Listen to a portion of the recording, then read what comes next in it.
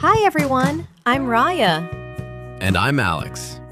Today we're talking about something every English learner experiences.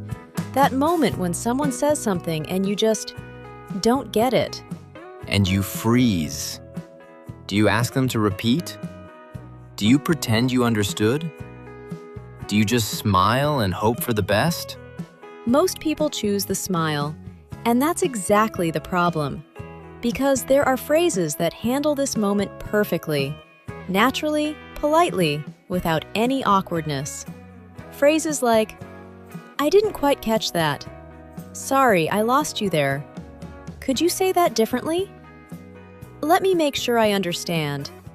Those all ask for help, but they sound completely confident doing it.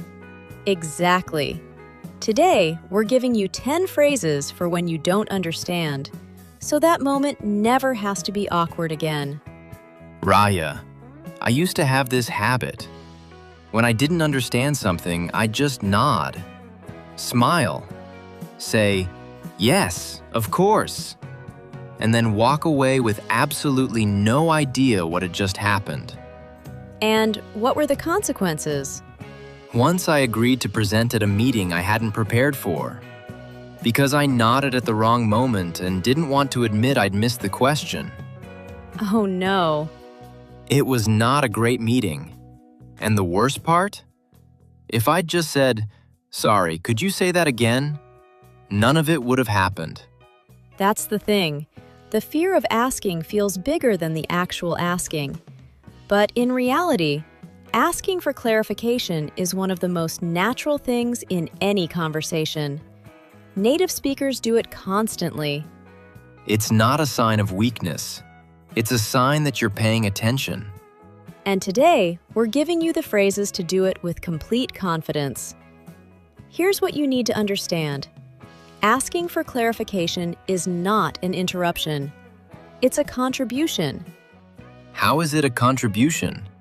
When you say, "Let me make sure I understand," or "Could you give me an example?" You're telling the other person that you care enough to get it right, that you're engaged, that you're taking them seriously. Most people appreciate that deeply. So asking doesn't make you look less capable. It makes you look more invested. Exactly. The person who pretends to understand and gets it wrong later, that's who looks unprepared. The person who asks a clear, confident, clarifying question, that's who looks professional and attentive. Confidence isn't knowing everything. It's knowing how to ask. Perfectly said. Here's the rule. Always ask sooner rather than later. Because it gets harder to ask the longer you wait? Exactly. In the moment, "Sorry, could you say that again?" is completely natural. But 5 minutes later, "Actually, I didn't understand what you said earlier." That's more awkward. The window is small. Use it immediately. So these phrases need to be ready, right at the surface, so you can use them the second you need them. That's the whole point of learning them now, so that when the moment comes, and it will come, you don't have to think. You just speak. Okay, let's learn them. 10 phrases. Let's go. Number 1. "Sorry, could you say that again?" The most basic. But is there a right way to say it? Tone is everything. Said with a genuine, apologetic smile, it's completely natural and easy. Said with frustration or flatness, it can feel like a complaint. The "sorry" at the beginning softens it and shows you're not blaming them for being unclear. You just missed it. Sorry, could you say that again? I didn't quite hear you. Perfect. Adding, "I didn't quite hear you," makes it even more specific and natural. Number 2. "I didn't quite catch that." Catch? Like catching words? Exactly. Catch is commonly used for hearing and understanding in English. "I didn't catch that" means the words came to you but didn't land properly. It's soft, natural, and completely non-blaming. Sorry, I didn't quite catch that. Could you repeat the last part? And specifying the last part shows you were following. You just missed one moment. Number 3. Could you speak a little slower? Is this awkward to ask? Not at all, if you frame it correctly. Don't say, "You're speaking too fast." Say, "Could you speak a little slower?" The difference is huge. One blames them, the other just makes a polite request. Native speakers genuinely don't mind slowing down when asked nicely. Could you speak a little slower? I want to make sure I get this right. And "I want to make sure I get this right" shows you care about the content, not just the speed. Number 4. What do you mean by that? For when you heard the words but didn't understand the meaning. Exactly. You understood the sounds, but the meaning didn't land. This phrase is direct and curious. It invites them to explain further without making it awkward. What do you mean by that exactly? Could you expand on it a little? Expand on it is a great addition, very natural in both casual and professional contexts. Number 5. Could you say that differently? For when repeating won't help? Yes, when the same words repeated at the same speed won't solve the problem. This phrase asks them to find another way to express the idea, a simpler word, a different structure, a new angle. It's honest and practical. I think I'm almost there. Could you say that differently? Maybe with a different example? Perfect. You're showing effort and giving them clear direction. Number 6. I'm not sure I follow. This sounds gentle. Very. It says, "The problem might be mine. I'm not following." It's humble without being self-deprecating, and it signals clearly that you need them to come back and help you find the thread. I'm not sure I follow. Could you take me through that one more time? Natural and confident. Number 7. Sorry, I lost you there. This one's very casual. Yes. Best for informal conversations with friends or colleagues you know well. I lost you means the connection broke somewhere, like a signal dropping. It's warm and slightly playful, which keeps the energy light. Sorry, I lost you there. Where did we get to? And "where did we get to" is a natural follow-up. It picks up the thread together. Number 8. Could you give me an example? For when the concept is clear but the application isn't. Exactly. Sometimes you understand the idea in theory, but you need to see it in practice. Asking for an example is one of the most useful clarifying tools in any conversation, in any language. I think I understand the concept. Could you give me an example of how it works in practice? Excellent. You've shown you're following the big picture. You just need the detail. Number 9. Let me make sure I understand. This one checks your own understanding? Yes, and it's brilliant because it puts you in control. Instead of just asking them to repeat, you summarize what you think you heard and check it. It shows engagement, intelligence, and genuine effort. Let me make sure I understand. You're saying that the deadline moved to Friday, not Monday. Is that right? Perfect. You've shown you were listening, you've clarified the key point, and you've given them an easy yes or no to confirm. Number 10. Just to clarify. Professional and clean. Very.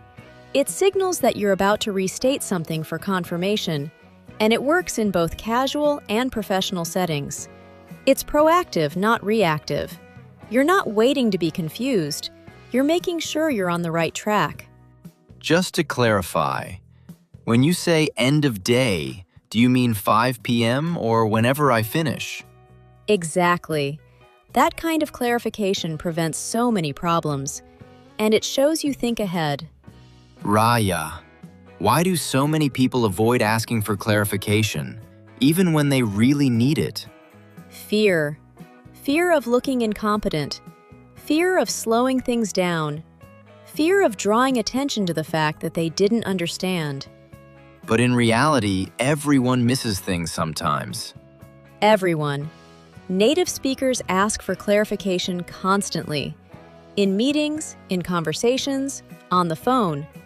It's not a sign of weakness, it's a sign of care, of wanting to get it right. So by avoiding the question, you're actually creating more risk, not less. You risk misunderstanding, mistakes, and missed opportunities. But one clear, confident phrase, "Could you say that again?" Or, "Let me make sure I understand," eliminates all of that instantly. The bravest thing you can say is sometimes, "I didn't catch that." And once you have the phrases, it stops feeling brave. It just feels natural. Let me show you the difference. Raya, imagine we're in a work meeting and I've just explained a new process, quickly with some technical terms. Okay, no clarifying phrases. So the new workflow runs through the CMS. You'll need to flag each item before it goes to review, and the turnaround should be within the same business day unless it's been escalated. Yes, okay, I understand. Any questions? No, it is clear. She submitted everything wrong. Not because she wasn't capable, but because she didn't understand the process and didn't ask. One question would have saved hours of rework. Same meeting, same explanation. Raya, use the clarifying phrases this time. Let's go. So the new workflow runs through the CMS.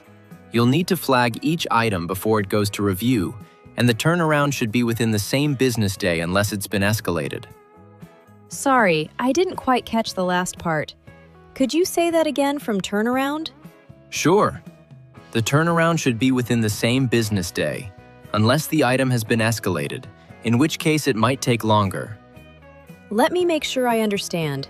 So I flag the item, it goes to review, and I should expect a response the same day unless someone escalated it. Is that right? Exactly right. Just to clarify, when you say flag, what does that look like in the system? Could you give me an example? Sure. You just click this button here and it moves to the review queue automatically. Got it. And I'm not sure I follow on escalation. Who makes that decision? Your manager does. If something is complex or urgent, they escalate it and the timeline extends. Perfect. That makes complete sense now. Thank you. She asked 4 clarifying questions. And because of that, she understood the process completely, made no mistakes, and finished the work correctly the first time. 4 questions saved hours of rework. Here's something I want you to sit with. In that second conversation, I asked 4 questions, and not once did I feel embarrassed. Not once did the conversation feel awkward. Because the phrases framed the questions so well. Each one signaled something positive. Engagement, effort, care, professionalism. The questions didn't make me look lost. They made me look like someone who takes their work seriously. So the right phrase doesn't just get you the information. It protects how you come across while you're asking for it. That's the whole skill. Ask confidently, and people will answer willingly. Here's the truth. Understanding is not something that just happens to you. It's something you participate in actively.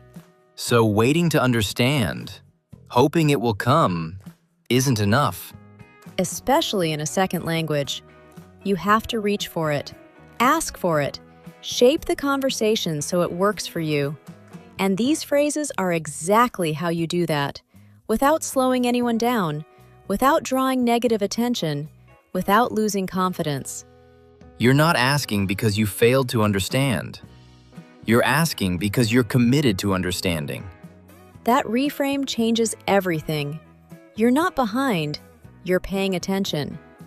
Never pretend to understand. Ask. Every time, without apology. Now we want to hear from you. What do you usually do when you don't understand something in English? Do you ask? Or do you smile and hope for the best? Be honest in the comments. We'd love to know. And we promise you're not alone. And this week, The next time you miss something in a conversation, try one of these phrases instead of nodding along. Even just, "Sorry, could you say that again?" is a huge step. Start with, "I didn't quite catch that," and "Let me make sure I understand." Those two work in almost any situation and sound immediately confident. The more you use them, the less scary that moment of not understanding becomes. Until one day, it doesn't scare you at all. Thanks so much for watching. We really appreciate you being here. We'll see you in the next one. Goodbye, everyone.